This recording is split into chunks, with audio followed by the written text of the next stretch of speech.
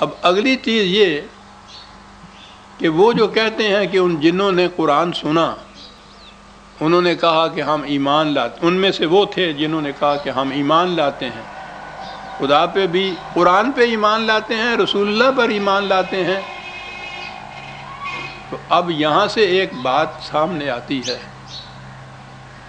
قرآن کریم نے نبی اکرم صلی اللہ علیہ وسلم کے متعلق ہر مقام پہ یہ کہا ہے کہ آپ کو انسانوں کی طرف رسول بنا کے بھیجا ہے۔ کہیں یہ نہیں ہے کہ آپ کو انسانوں اور جنوں کی طرف رسول بنا کر بھیجا ہے۔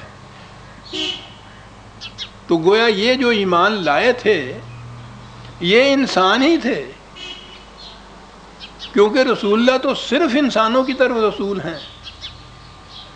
فرض کیجئے کہ اگر یہ کوئی ایسی کوئی تھی بھی اس قسم کی مخلوق تو رسول ان کی طرف مبعوث ہوئے ہی نہیں تھے، تو ان کا قرآن سن کر ایمان لانا، اتباع رسالت کرنا، اطاعت کرنا، تو یہ سوال ہی پیدا نہیں ہوتا کہ ان کی طرف تو رسول تھے ہی نہیں۔ دو ایک ریفرنسز حوالے اس کے لیے بھی لے لیجئے، ایک تو 7/158 7/158 حصر کے ساتھ قرآن نے یہ کہا ہے۔ حصر کے معنی ہوتا ہے بالتحقیق محصور کر کے، کنفائن کر کے وہاں تک کہ صرف ان کے تئیے، اس کو کہتے ہیں یہ قل یا ایھا الناس انی رسول اللہ الیکم جمیعا، اے رسول کہہ دو اے نوع انسانی میں تم سب کی طرف رسول ہوں خدا کا۔ یہ الناس کی طرف ہی رسول ہے۔ ایک اور حوالہ لے لیجئے 34/28 34/28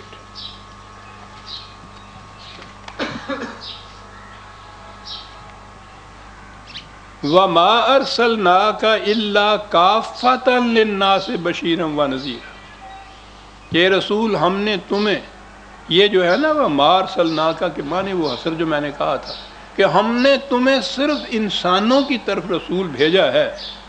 کافۃ للناس، وہاں جمیعہ تھا، یہاں کافۃ للناس آ کے دونوں کے معنی ایک ہی ہے، تمام انسانوں کی طرف، صرف انسانوں کی طرف بشیر و نذیر بنا کر تمہیں بھیجا ہے۔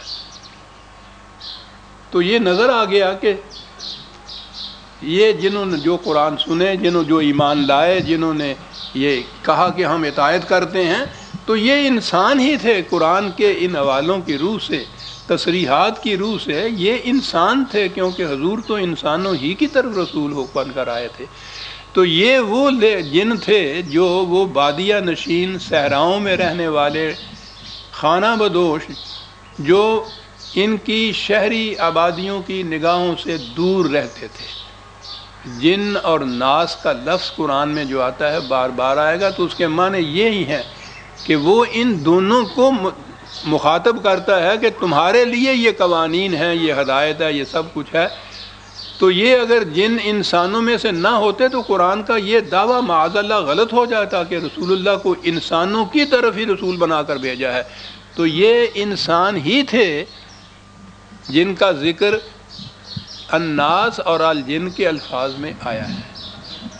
یہ بنیادیں آپ سمجھ لیں قرآن کریم کی، تو پھر کوئی دشواری پیش نہیں آتی ان آیات یا صورتوں کے سمجھنے میں، جہاں یہ ہے کہ جنوں نے قرآن سنا اور وہ ایمان لائے اور انہوں نے اس کے متعلق ڈسکشن وغیرہ بھی کی۔ اور کسی جن کا قرآن میں ایسا ذکر نہیں ہے۔ اب ان کی توہم پرستیاں جو ہیں، ویسے تو شہری زندگی میں بھی کم نہیں ہوتی توہم پرستیاں، لیکن یہ جو باہر کی خانہ بدوش اس قسم کے بادیہ نشین، صحرا نشین آبادیاں ہیں، ان میں توہم پرستیاں زیادہ ہوتی ہیں۔ ان کے ہاں کے یہ جو بڑے بڑے مذہبی پیشوا ہوتے ہیں، اب بھی ان اقوام میں، ان بر اعظموں میں چلے جائیے، افریقہ میں، آسٹریلیا وغیرہ کے اندر، تو وہاں آپ دیکھیں گے کہ ان کا سارا دار و مدار ان مذہبی پیشواؤں کے اوپر ہوتا ہے، اپنے ہر معاملے میں ان کی طرف رجوع کرتے ہیں۔ اور مذہبی پیشوا کی اتھارٹی تو یہ ہوتی ہے اگر وہ اپنی طرف سے کوئی بات کرے تو اس کا اتنا نہیں اثر ہوتا. ان کا دعویٰ یہ ہوتا ہے کہ ہم یہ آسمان کی باتیں ہیں جو ہم معلوم کرتے ہیں اور وہ تمہیں بتاتے ہیں آ کر.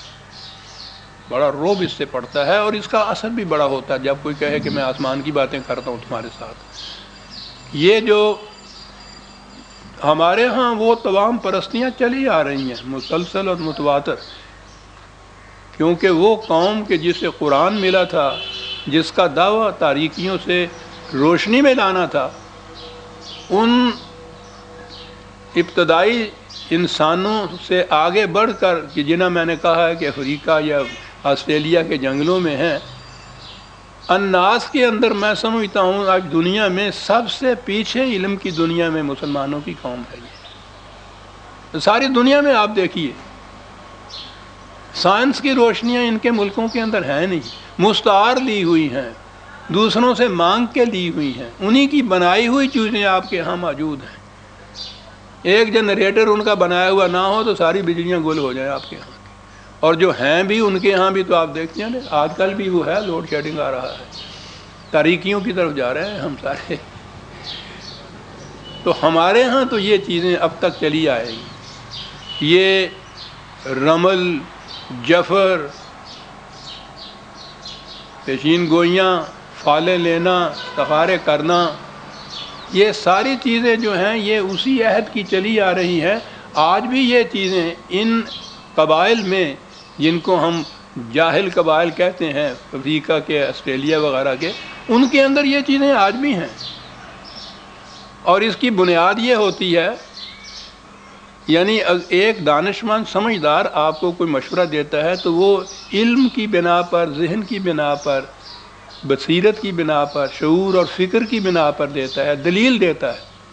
لیکن جب کوئی حضرت جی آپ کو کوئی مشورہ دیتے ہیں نا، وہ کسی دلیل و بصیرت کی بنا پہ نہیں دیتے، ان کا ایک لدنی علم ہوتا ہے جس کی کوئی حقیقت نہیں ہوتی اور اس کا کوئی ثبوت نہیں ہوتا کہ یہ کیا ہے کہ جی ہم براہ راست اللہ میاں سے لیتے ہیں. یہ جتنے بھی اس قسم کے ہیں وہ آسمان کی باتیں کیا کرتے تھے. تو یہ جتنے اس قسم کے وہ آتے تھے قبائلی لوگ، ان کے ہاں کے جو بڑے بڑے مذہبی پیشوا تھے، ان کا دعویٰ یہ تھا کہ ہم جو تمہیں بتاتے ہیں یہ ہم آسمان کی خبریں لاتے ہیں.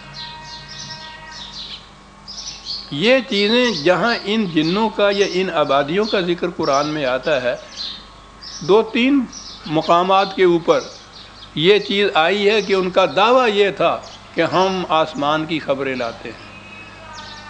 اور پھر اگلی بات جو قرآن نے بتا دی ہے، کہی تو ہے ان کے الفاظ میں لیکن بڑی ہی علم پاش ہے، کہ وہ یہ کہتے تھے کہ اس سے پہلے آپ سوچ لیجئے سرزمین عرب، ان کی تاریکیاں، ان کی توہم پرستیاں، ان کی جہالتیں، اور نزول قرآن کے تھوڑے ہی عرصے بعد کی یہ ذکر ہو رہا ہے انہی کے اندر. وہ انہی کے ہاں کے مذہبی پیشوا جو اتنے دعوے کرتے تھے آسمان کی خبریں لانے سے، وہ یہ کہتے تھے کہ بھائی ٹھیک ہے، ہم اس سے پہلے تو آسمان پر جا کے خبریں لے آیا کرتے تھے، لیکن اب تو ہماری کیفیت یہ ہے کہ اگر کوئی ہم میں سے کوشش کرتا ہے وہاں جانے کی تو وہ آگ کے شعلے ایسے برستے ہیں کہ جرأت نہیں پڑتی آگے جانے کی. کیا بات ہے! یہ کون سی آگ تھی جس کے شعلے پڑتے تھے؟ یہ قرآن کے نور کی آگ تھی جس کے شعلے پڑتے تھے. وہ تو بھاگ اٹھے اور انہوں نے تو یہ چھوڑ دیا، لیکن نظر یہ آتا ہے کہ وہاں سے انہوں نے چھوڑا نہیں، ہماری طرف منتقل کر دیا. جناب وہ ساری چیزیں ہم اپنے ہاں مانتے ہیں، ہم حضرت صاحبوں کے علم کو مانتے ہیں، ان کے علم دنی کو مانتے ہیں، ان کی پیشین گوئیوں کو مانتے ہیں، اور جعفر کو، رمل کو. ہم تو فٹ پاتھ پہ بیٹھے ہوئے جو طوطا لے کے بیٹھا ہوا ہوتا ہے اس کے متعلق بھی مانتے ہیں کہ قسمت کا حال بتا رہا ہے. اب اس قوم کی جہالت کا کیا کہنا جو انسان کی قسمت طوطے سے سن رہا ہے. نتیجہ یہ ہے کہ ان کی قسمتوں کے اوپر بھی خدا اسی قسم کا لوگ مسلط کر دیتا ہے. جہالت سے ہوتا یہی ہے. تو ان کے ہاں تو یہ ہے کہ وہ کہہ اٹھے کہ نہیں بھائی اب نہیں ہمارا